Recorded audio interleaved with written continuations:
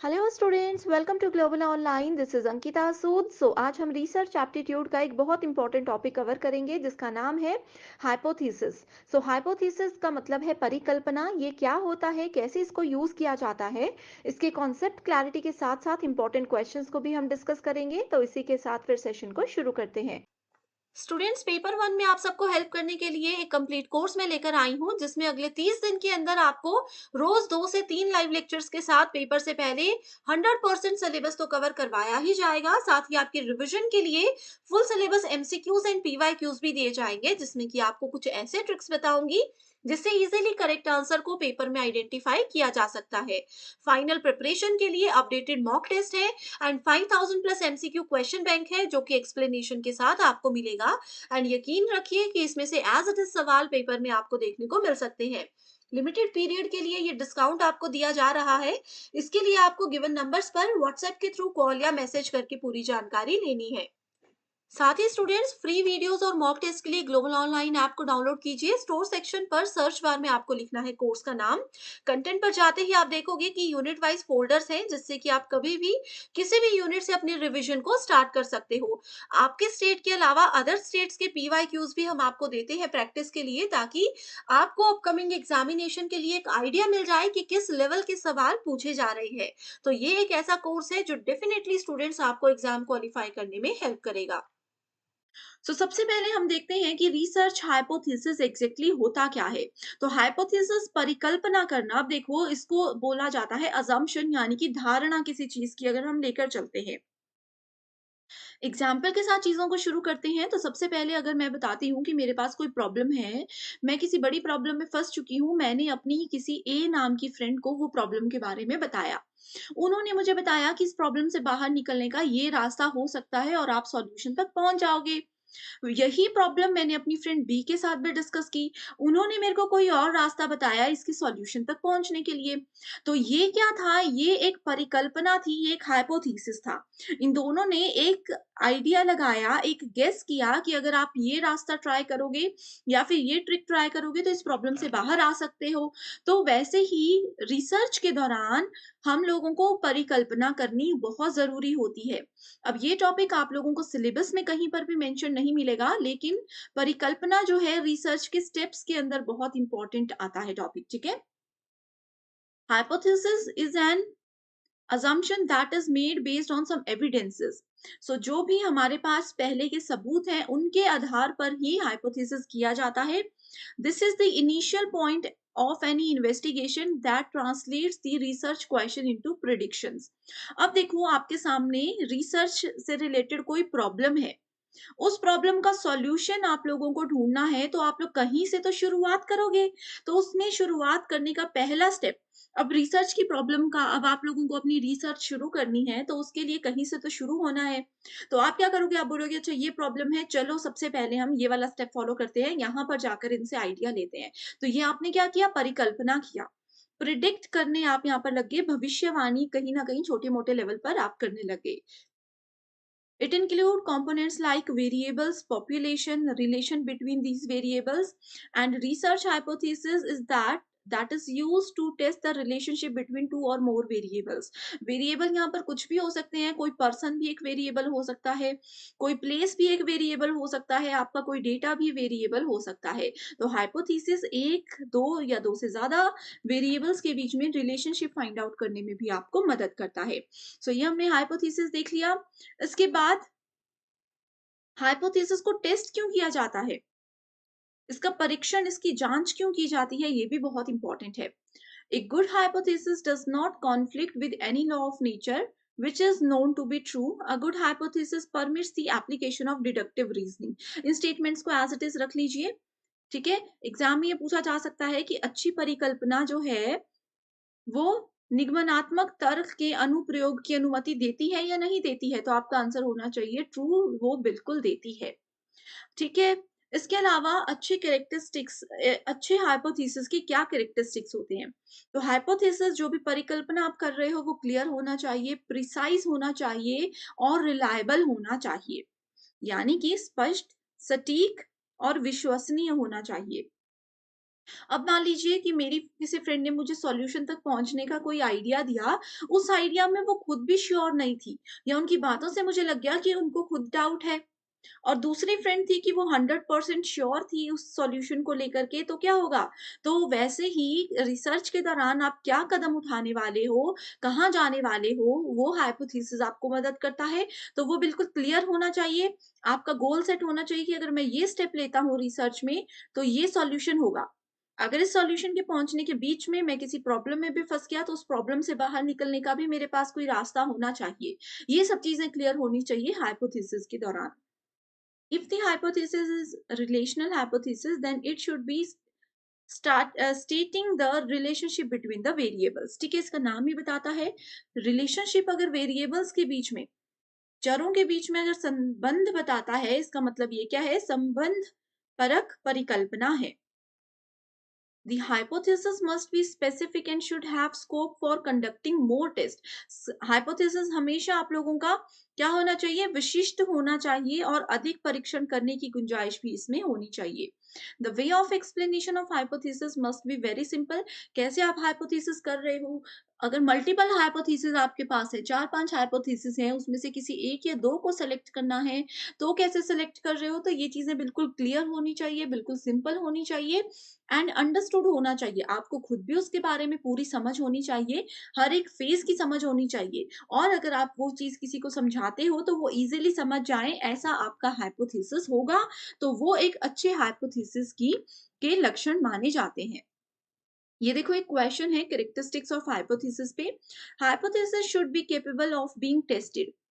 परिकल्पना का परीक्षण करने में सक्षम होना चाहिए, ठीक है? सो जहां पर भी हाइपोथेसिस का ऐसा हमें लगता है कि टेस्ट उसको अच्छे से किया जा सकता है, तो वो एक गुड हाइपोथेसिस होता है। दूसरा है a good hypothesis can defy law of nature. ठीक है, कानूनों को चुनौती दे सकता है, ऐसा बिल्कुल भी नहीं है। हमने यहाँ पर ये स्टेटमेंट अभी पढ़ी कि ये क्या करता है? Not conflict with law of nature and इसमें बोला है can conflict with law of nature, तो ये स्टेटमेंट बिल्कुल गलत है। तीसरा है hypothesis should be clear and precise, ये हमने अभी पढ़ा। अ good hypothesis permits of the application of deductive reasoning. देखो, अच्छा हाइपोथेसिस हमेशा डिडक्टिव रीजनिंग से जुड़ा हुआ होगा। जहां पर भी आपको अच्छी परिकल्पना और निगमनात्मक तर्क दोनों चीजें एक साथ में दिखेंगी, तो डायरेक्टली आप उस करेक्ट आंसर पे जा सकते हो। Hypothesis should be unlimited in scope. Unlimited नहीं होना चाहिए, एक सीमा होनी चाहिए उस चीज की। सो करेक्ट आंसर है ए, सी एंड डी ओनली। तो आई होप स्टूडेंट्स आप लोगों को क्लियर हो चुका है कि कैसे क्वेश्चंस एग्जाम में पूछे जाते हैं। नेक्स्ट है डिफरेंट टाइप्स ऑफ हाइपोथेसिस। परिकल्पना के प्रकार 6 होते हैं।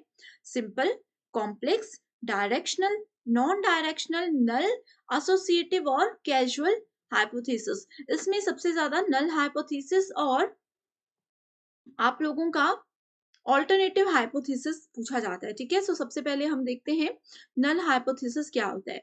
नल हाइपोथेसिस को H0 लिखते हैं और ऑल्टरनेटिव हाइपोथेसिस को HA या फिर H1 लिखते हैं। तो ये एक कोड है, ठीक है? नल हाइपोथेसिस क्या होता है? नल का मतलब होता है खाली। सिंपल सी लैंग्वेज में नल को याद रखोगे, खाली, ठीक है? अशक्त परिकल्पना इसको हिंदी में बोला जाता है। So null hypothesis states that there is no significant relationship between two variables. ये बोलता है दो वेरिएबल्स के बीच में कभी भी रिलेशनशिप नहीं होता है।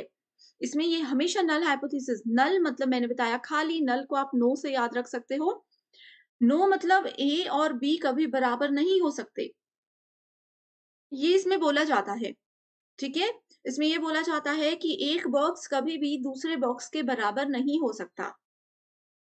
तो कभी भी 2 चीज़ों के बीच में अगर नहीं की बात आती है कि इनके बीच में कभी भी रिलेशन नहीं हो सकता, that is the null hypothesis.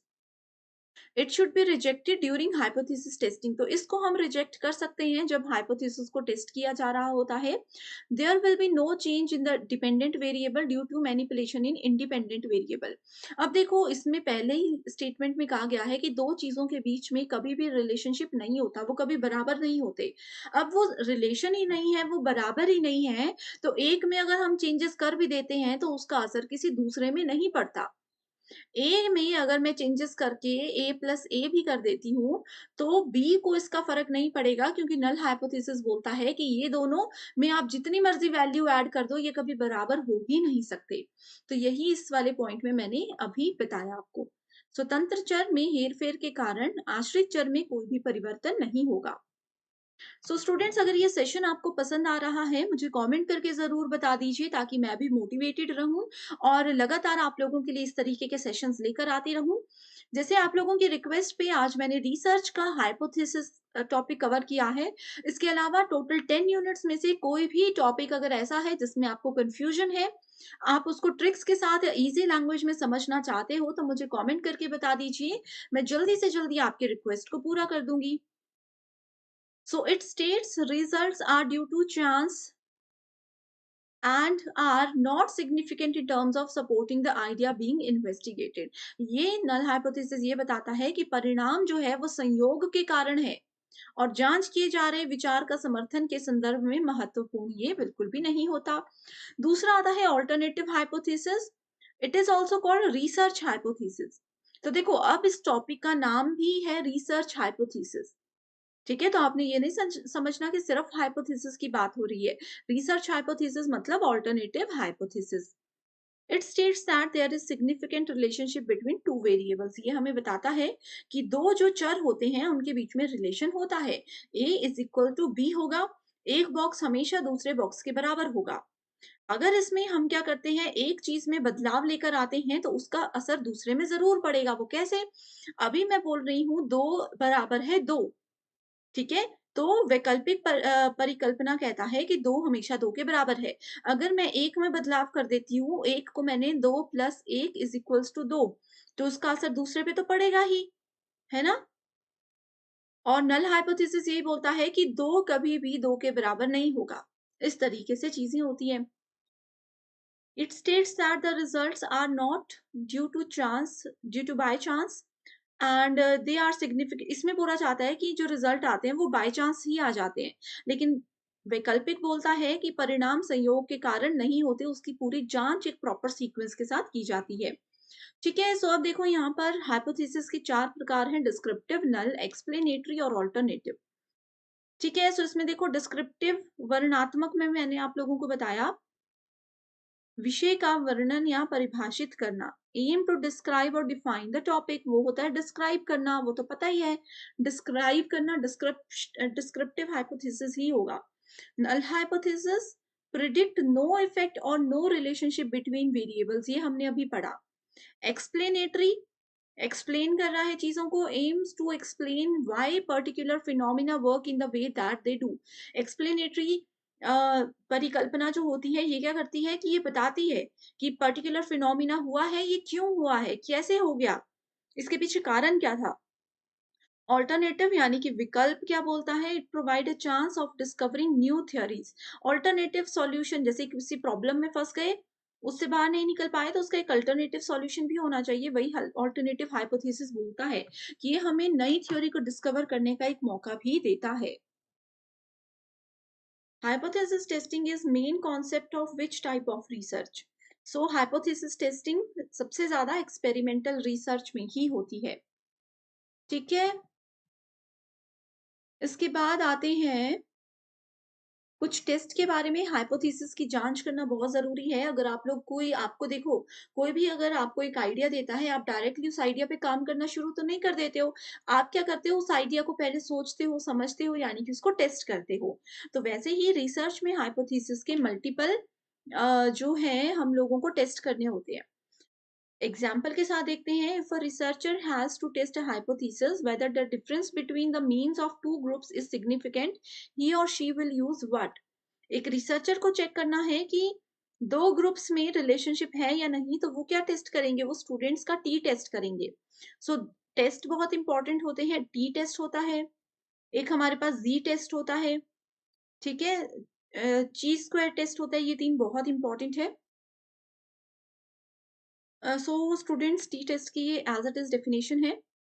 अब आते हैं एरर। तो हाइपोथेसिस में दो प्रकार के एरर होते हैं, टाइप 1 और टाइप 2 एरर। ठीक है? सो टाइप 1 एरर, चलो उसको बाद में देखते हैं।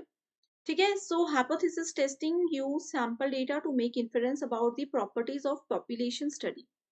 सिंपल सी डेफिनेशन है। अब टाइप वन एरर क्या होते हैं? When the null hypothesis is true, जब नल हाइपोथेसिस H0 बिल्कुल ट्रू होगा, ठीक है, और वो सत्य था, लेकिन फिर भी हमने क्या कर दिया, उसको रिजेक्ट कर दिया, तो वो टाइप वन एरर हो जाएगा। इसको आपने ऐसे याद रखना है। नल हाइपोथेसिस बिल्कुल ट्रू था, हमें उसको एक्सेप्ट कर लेना चाहिए था, सही था तो एक्सेप्ट हो जाता ना, लेकिन हमने क्या कर दिया, उसको गलती से रिजेक्ट कर दिया, तो हमारा टाइप वन एरर आ जाता है। This probability to make a type 1 error is alpha, which is the level of significance you set for your hypothesis testing। तो ये होता है टाइप वन एरर। देखो इसमें क्वेश्चन ही ऐसा आता है, when a researcher reject the true null hypothesis. इसमें बोला है नल हाइपोथेसिस ट्रू था, लेकिन रिसर्चर ने उसको रिजेक्ट कर दिया इन हिज और her study and accept the alternative hypothesis. अब दिखती सी बात है, अगर हम लोग नल हाइपोथेसिस को रिजेक्ट कर रहे हैं, तो हम क्या कर रहे हैं, हम ऑल्टरनेटिव हाइपोथेसिस को एक्सेप्ट कर रहे हैं, ठीक है। And accept the alternative hypothesis, what type of error is likely, तो वो होगा टाइप वन। अब देखो इसमें बताया हुआ है decision based on the samples. अगर नल हाइपोथेसिस H0 होता है नल हाइपोथेसिस, अगर नल हाइपोथेसिस सत्य है और हमने उसको रिजेक्ट कर दिया, तो टाइप वन एरर है। वहीं अगर नल हाइपोथेसिस सत्य है और हमने उसको फेल कर दिया, मतलब रिजेक्ट नहीं किया, एक्सेप्ट कर लिया। थोड़ा सा कंफ्यूजन देने के लिए यहाँ पर फेल टू रिजेक्ट लिखा है। फेल टू रिजेक्ट, रिजेक्ट नहीं किया मतलब एक्सेप्ट कर लिया। तो नल हाइपोथेसिस को अगर हमने एक्सेप्ट कर लिया, इसका मतलब है कि करेक्ट डिसीजन हमारा है। Same goes for this statement कि अगर हम लोग नल हाइपोथेसिस को, नल हाइपोथेसिस अगर फॉल्स है और हमने उसको रिजेक्ट नहीं किया, फॉल्स है और हमने एक्सेप्ट कर लिया, तो टाइप टू एरर होता है। जब वो ट्रू था और हमने एक्सेप्ट कर लिया, तो सही डिसीजन है, और ट्रू था हमने रिजेक्ट कर लिया, तो टाइप वन एरर आ गया, ठीक है। वहीं अगर नल हाइपोथेसिस हमारा फॉल्स था, हमने उसको, वो फॉल्स था, वो गलत था, लेकिन हमने उसको एक्सेप्ट कर लिया, तो ये आ गया टाइप टू एरर। और फॉल्स था यानी कि झूठा था और हमने उसको रिजेक्ट कर दिया, तो हमारा डिसीजन बिल्कुल करेक्ट था। तो ये सिंपल से तरीके से मैंने आपको बता दिया। स्टूडेंट्स ने अलग से हमें ये चार्ट भेजा था कि इसमें उनको कंफ्यूजन है, तो आई होप अब आप लोग समझ चुके हो कि इस टेबल को कैसे देखना है, कैसे याद रखना है और कैसे एग्जाम में क्वेश्चंस आते हैं, ठीक है।